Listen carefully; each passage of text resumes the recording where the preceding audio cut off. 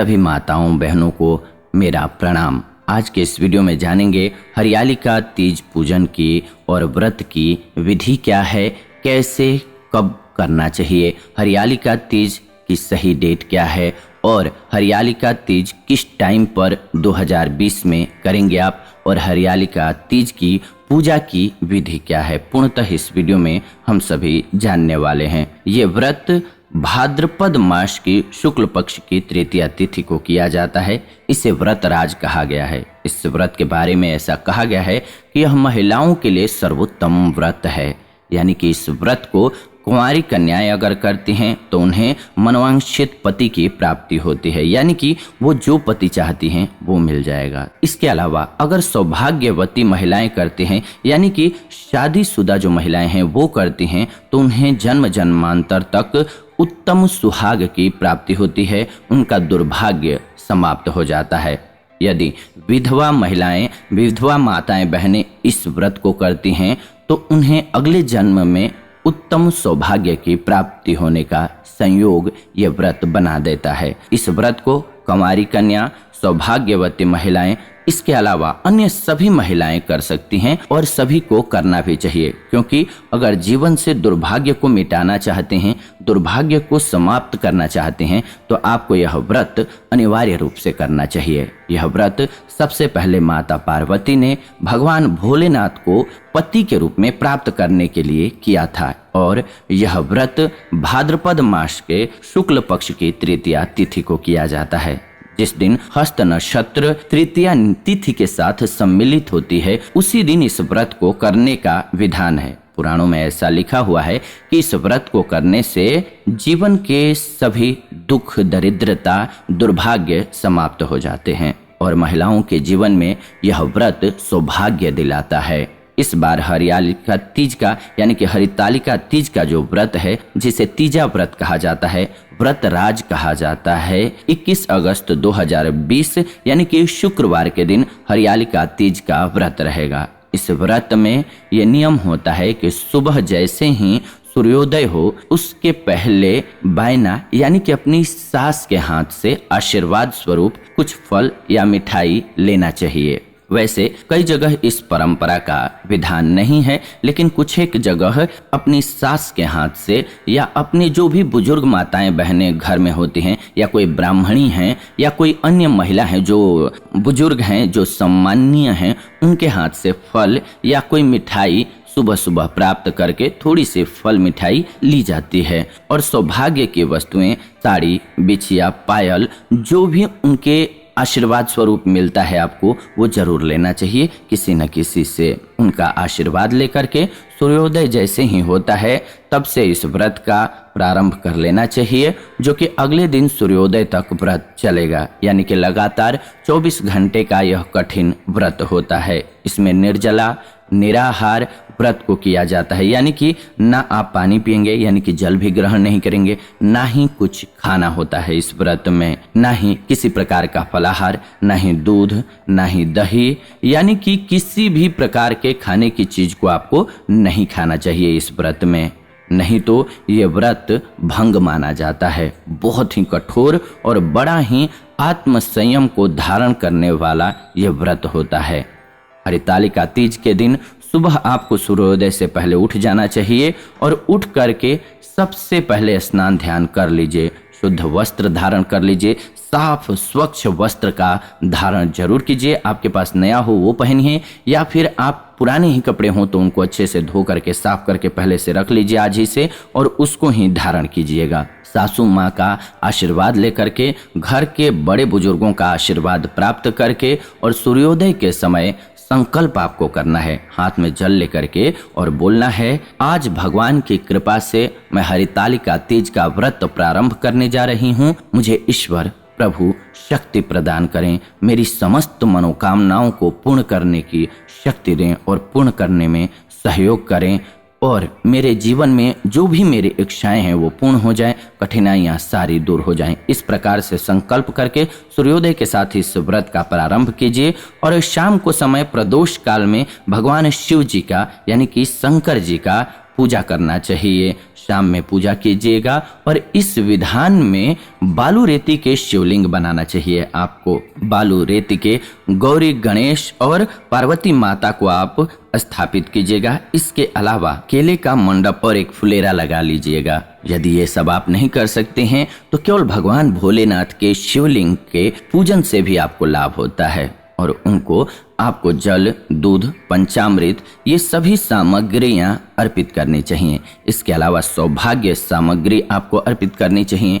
इसके अलावा इस दिन व्रत में आपको कभी भी झूठ नहीं बोलना चाहिए, क्रोध नहीं करना चाहिए, विवाद, लड़ाई झगड़ा नहीं करना चाहिए और घर में मान सम्मान का बिल्कुल पालन करना चाहिए। इसके अलावा किसी भी प्रकार के मांस मदिरा का सेवन नहीं करना चाहिए, किसी भी प्रकार के नशे का सेवन नहीं करना चाहिए और पूरे दिन शांत चित्त रह करके हरितालिका तीज का व्रत करना चाहिए और पूरे दिन पूरे मनोयोग से भगवान की भक्ति करनी चाहिए, क्योंकि भगवान भोलेनाथ इस दिन अत्यधिक प्रसन्न अवस्था में रहते हैं और यदि कोई निष्ठा के साथ, पूरी भावना के साथ व्रत करता है तो निश्चित ही उसकी सभी मनोकामनाएं पूर्ण हो जाती हैं। इसके अगले दिन 22 दिन का जब सूर्योदय हो तो सुबह 6:03 पर उस समय आपको इस व्रत से पारणा करना चाहिए। जल से भी आप पारण कर सकते हैं, यानी कि चतुर्थी का व्रत अगर आपको अगले दिन करना है तो ये काम कीजिएगा कि आप जल से पारणा कर लीजिएगा।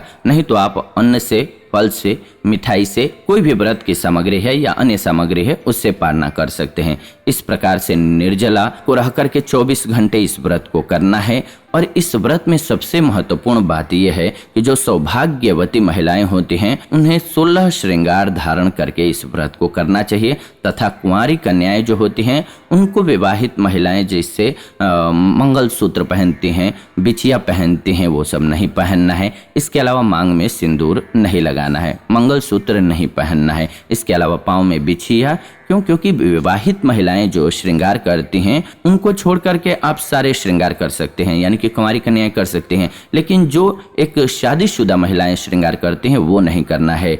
और इस व्रत की कथा इसके बाद सुनना चाहिए और ये अनिवार्य रूप से सुनना चाहिए। कथा नहीं सुनने पर आपको पूर्ण लाभ नहीं मिलता है व्रत का। और रात्रि में 4 प्रहर की पूजा का इसमें विशेष विधान है, क्योंकि रात्रि में अगर आप सो जाएंगे तो भी आपका व्रत भंग माना जाता है। इसलिए पूरी रात जागरण करके ही इस व्रत का पालन करना चाहिए और रात्रि के समय भगवान का भजन कीर्तन करें, भगवान की कथाओं को सुनें, भगवान की महिमा का गुणगान करें, उनका ध्यान करें। और 4 प्रहर की पूजा का विशेष विधान है। पहला प्रहर जो है 21 तारीख के दिन भर आप व्रत करेंगे और शाम को जैसे ही 6 बजेंगे उस समय से पहला प्रहर आपका स्टार्ट हो जाएगा। उस समय प्रदोष काल भी रहेगा, तो 6 से 9 के बीच में पहला प्रहर, दूसरा प्रहर जो है 9 से 12 के बीच में और तीसरा प्रहर रात्रि 12 से 3 और चौथा प्रहर 3 बजे से लेकर के सुबह 6 बजे तक रहने वाला है। इस दौरान आपको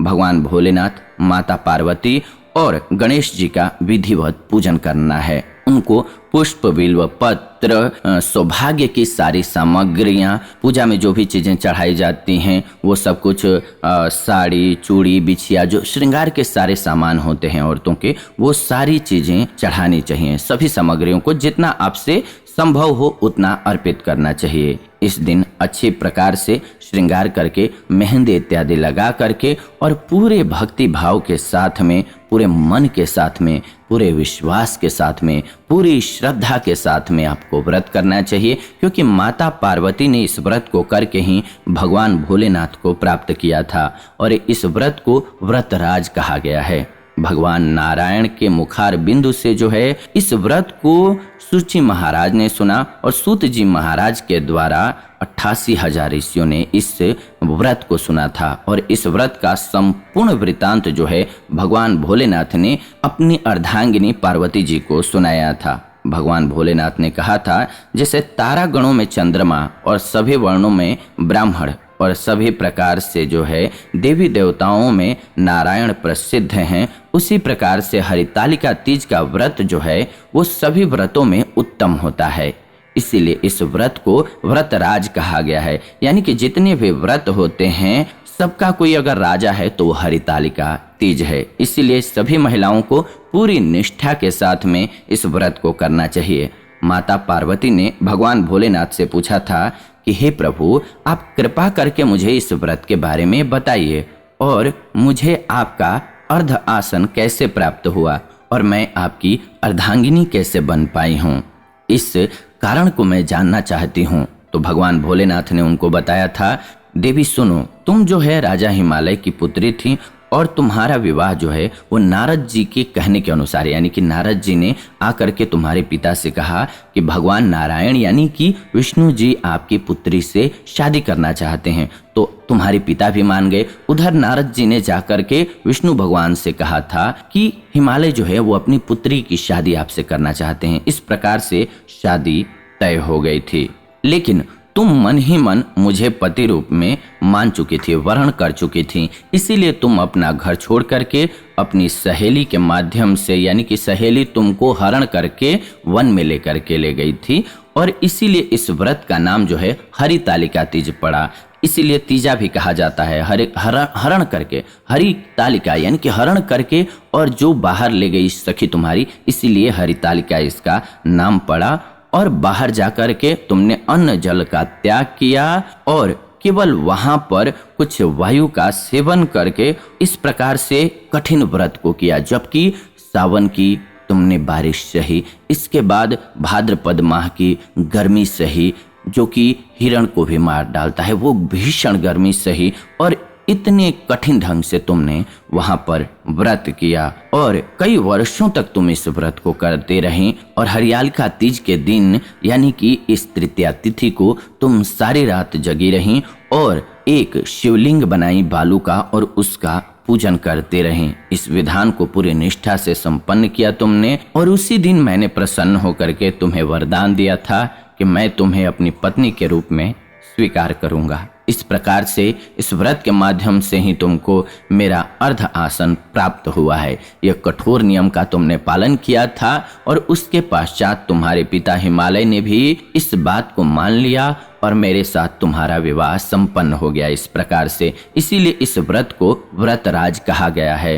कोई भी महिला, कोई भी कन्या, कोई भी स्त्री अगर इस व्रत को पूरी भावना श्रद्धा के साथ करती है तो उसके जन्म जन्मांतर के पाप नष्ट हो जाते हैं और उनके जीवन का दुर्भाग्य समाप्त हो जाता है, उनके भाग्य का उदय हो जाता है और उनके जीवन के सभी कष्ट और संकट मिट जाते हैं हमेशा के लिए। तो आज जो ये आप जाने हैं हरितालिका तीज के बारे में, तो जरूर एक बार कमेंट में लिखिएगा माता गौरा की जय और ओम नमः शिवाय, हर हर महादेव कमेंट में जरूर लिखेगा। हरितालिका तीज का व्रत बहुत ही शुभ होता है। इस व्रत को इस बार 21 तारीख को एक बार और ध्यान दे लीजिए, 21 तारीख यानी कि दिन शुक्रवार को करना है आपको। सूर्योदय से स्टार्ट हो जाएगा व्रत। उसके बाद आपको न पानी पीना है, ना ही आपको कुछ खाना है, किसी भी प्रकार का ना फल फूल, ना ही अनाज, किसी भी प्रकार की चीज का सेवन नहीं करना है, पानी का भी यहाँ तक सेवन नहीं करना है। और अगले दिन सुबह के 6 बजने के बाद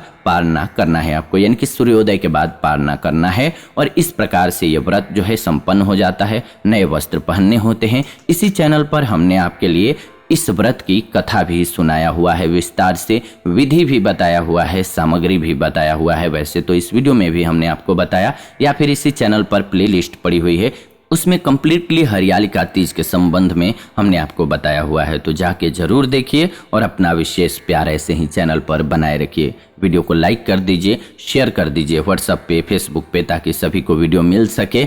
और कमेंट में आप जरूर लिखिए ओम नमः शिवाय, हर हर महादेव। नए ऐसे वीडियो के लिए, यानी कि नए व्रत कौन से आने वाले हैं, त्यौहार कौन सा आने वाला है, उसकी विधि क्या है, नियम क्या है और उसकी कथा क्या है, ये सबसे पहले जानने के लिए चैनल को सब्सक्राइब कर लीजिए, बेल नोटिफिकेशन को ऑन कर लीजिए ताकि नई वीडियो आपको सबसे पहले मिले। फिलहाल आज के इस वीडियो में इतना ही। विदा लेते हैं आज की इस वीडियो से, जुड़ेंगे नई वीडियो में। तब तक आप सभी खुश रहें, आनंदित रहें, प्रेम से बोले हमारे साथ ओम नमः शिवाय, हर हर महादेव।